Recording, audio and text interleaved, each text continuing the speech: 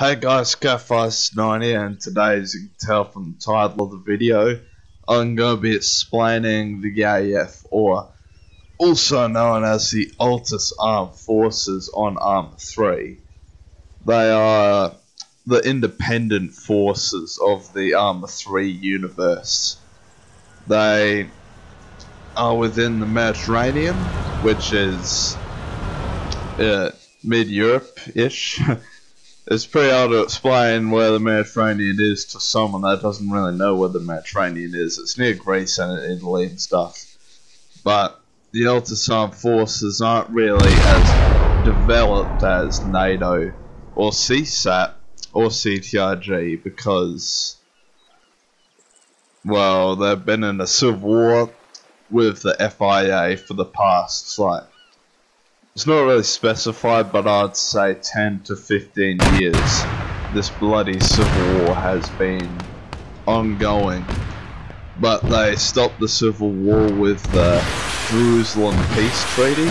It went a bit south and nothing really happened from that, but that's when the war basically ended and the FIA was classed as a guerrilla warfare group or a terrorist group, which the AAF used both for, but they are the weaker faction within the Arma 3 universe. They've got outdated equipment, outdated camouflage for the time that's set around Arma 3, and has way less equipment than CSAT, let's say. They're a bit more closer to NATO, but I think the jets and some of the tanks were handed down from NATO to the AAF to give them a boost in their war effort against the FIA or the... I forgot what that... Well, I never really had to explain FIA. I might do a future video, who knows. I think I might do every faction. How about that? That wouldn't make for some bad videos, would it? Yeah, but they're outdated and they're basically not experienced at all, and they're quite corrupt. As shown in the East Wing campaign, it has Altis Armed Forces officer letting some FIA guerrillas go through the checkpoint freely. It's because he's sympathetic and stuff.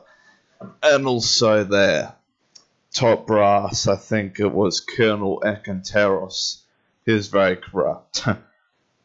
He let his troops harm unarmed prisoners, which is a breach of the UN Human Rights Act, I'm pretty sure. So that is classed as corrupt right there. Even though they are in a break of a civil war again, a second civil war. But CSAT, as if you've seen my CSAT video, CSAT is trying to take advantage of the AAF. When the AAF is in their weaker position because they've been in a civil war and half their officers are corrupt. NATO is just trying to rebuild the place. So the AAF has got mixed views about NATO and CSAT. For some reason they see CSAT as the good guys, the people that are going to bring them to the next age of peace. And they see NATO as ill-trained and ill-skilled soldiers that just want to shoot some bad guys. And that's why throughout, after the boot camp campaign, they're kicked out of Altis and only have Stratus. They only have Stratus. They're not allowed on Altis anymore, so they mentioned it before, but the Altis Armed Forces is occupying Altis, which is the capital island, and then Stratus, which is an island a bit further south that they are in charge of guarding and all that. And that's about it. Who knows, they might also have occupied Malden at one point, which is one of the newer maps in the Mediterranean. But it's only speculation right now. No one's ever come out with a campaign having the Altis Armed Forces on Malden, so I'm guessing Malden is either completely taken over by CSAT or CSAT's just there as a peacekeeping force like they have been in the very past. Now let's take one final look at the equipment and armor and all that, and also their vehicles. Now their armor camouflage and uniform camouflage is actually very well suited for their environment, but is still apparently outdated in the future society. So NATO, I think, has said that it's a bit outdated, but I reckon it suits the terrain quite well when NATO's multicam just sticks out like really obvious, well, sticks out a lot, I should say, because it's more suited to the desert theater. Same as CSAT, like CSAT's got desert camouflage because Irania and all Iran, I think it was. CSAT Iran is the one that peacekeeps around Stratus and Altis. Oh wait, I should correct myself there. They were never stationed on Stratus. They did come in one time to reclaim it because the AAF couldn't do it. But that's a whole different story. They just invaded, left it for the AAF to reclaim it, and they might have peacekeeped after the taking over of Stratus again, but we really don't know that either. There's so much that they could have explained. If this was a TV show or a movie, everything would have been explained. My job would have been over already. I wouldn't have had to explain it for some people, since I've had over 1,000 hours on this game and played many campaigns. I've played, I think, all the default campaigns, like the vanilla campaigns, and they just state most of what you need to know. But the armor's actually not that bad, because it's set to the class. If it's a light infantry rifleman, they're not going to have any armor on. They might have night vision goggles, but that's about it. But then you're going to the actual rifleman, and they've got some pretty good armor. There's no armor within the military that is one level of armor, because it goes in levels. There's level 1, level 2, and level 3, which level 3 is basically mine disposal and stuff like explosive disarming, where 2 is like the grenadiers and all that sort of stuff. But I don't think that they've got a level 1 armor. I could be mistaken. I could have all level 1 armor, but yeah, I'm pretty sure if you aim for the face, that's where you're going to get the damage. Even though you should probably be shooting and aiming for the biggest body mass on the human body, or the feet or something like that. But yeah, now we're going to move on to the tanks. Actually, the tanks are actually pretty indated for the future, even though their tanks are outdated in the future. Like, I've seen them use the Abram tanks, which were clearly brought in from NATO and the US, since they didn't make the Abrams. And the APCs.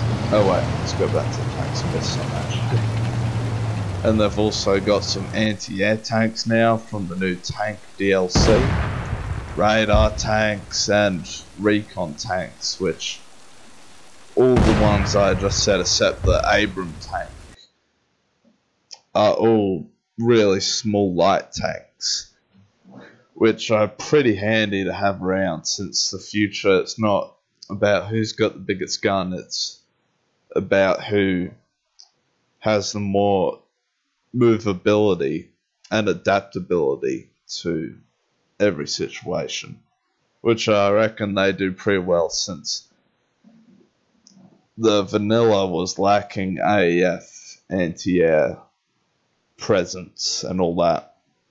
And the tanks, I think, fit it well since they're hidden in the forest. They could be in a patch or something, like a grass patch in the forest. And the helicopters just won't see it because it's so small. Which I appreciate that the AAF now has their own anti-air capability, so they don't have to rely on America or CSAT for that type of capability. And the APCs that they've got are pretty good. They're around the same armor class as the NATO APC, as in the Marshall APC, and they've got a whole lot of weaponry on it. I think they've got an anti-personnel gun, and they've also got an armor gun. So if they see something that's got armor on it, it's like a tank cannon. So on that aspect, they go really strong in it, because there's also a whole lot of mechanized and armored battalions within the AAF. And that's basically all that the armoured battalions have is APCs and certain tanks. So they've got a lot of them. And since they're really only attacking guerrillas, I reckon that suits them well, since they don't have to worry about invasion yet. Even though they were invaded, they should have been worrying about invasion, but at the time, they really only had to worry about guerrillas, and once a guerrilla team sees that rolling down the street, they're definitely going to turn the other way running, because really the only way to destroy such a thing is you can have a lot of anti-tank rockets or a whole lot of mines to take that out. And same with the tank. The tank is indestructible. It is just so hard to take down. Like, even when I use Zeus and I try and make it look like there's some sort of mortar trying to take it out, I try and take it out with as many mortar strikes as it can. And it just doesn't budge. It just doesn't budge. So, the armor side of it, I'll give it a thumbs up, since they're only really attacking guerrillas. Tanks, they don't really need tanks, because tanks are only there to use against other armored capabilities, but guerrillas never have that option, so for some reason America gave it to them. Don't know why they did that. Now, another side of the vehicles, the air capabilities. The air capabilities aren't that bad. They've only got 3 types of helicopters, I'm pretty sure. It's the troop transport helicopter, an attack helicopter, and an unarmed attack helicopter. And they're all 3 of them are very weak. They get shot once with an anti-air missile or something, they're definitely going to go down. They won't survive a NATO or CSAT anti-air tank for very long, at least. Like, no air capabilities could really survive those type of vehicles, but still, CSAT's helicopters can survive way longer than AAF helicopters. So, once again, guerrillas having those capabilities, it's not really possible. Even though they can take out helicopters, it's pretty rare to see an FIA person or leader command an ambush on an AAF helicopter. It's just not going to happen. So it's fine for troop transport and close air support. But the planes section.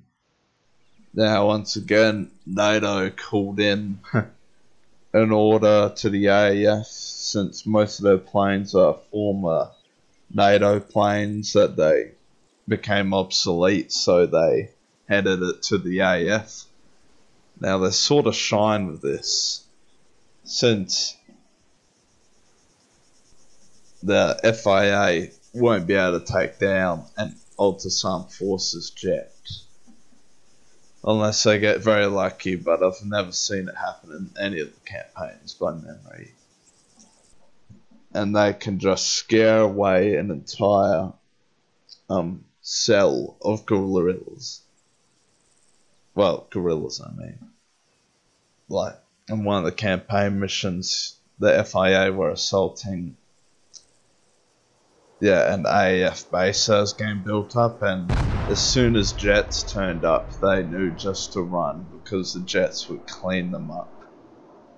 Throughout the DLCs, like the jet DLC, they've actually became more diverse and all that. They've now got cluster bombs, they've got close air support, and they've just got huge jets and planes and all that, which is pretty neat.